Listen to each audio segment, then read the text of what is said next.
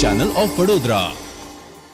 વડોદરામાં આવેલા પૂરની પરિસ્થિતિને પગલે રિલાયન્સે વડોદરાવાસીઓ માટે 20,000 જેટલા ફૂડ પેકેટ્સ પહોંચાડ્યા છે.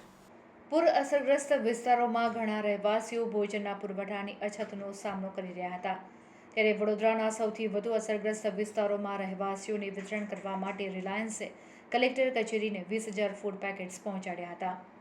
હજી પણ જો જરૂર જણાશે તો રિલાયન્સ અસરગ્રસ્ત વિસ્તારોમાં વિતરણ માટે વધુ ફૂડ પેકેટ્સ તૈયાર કરશે.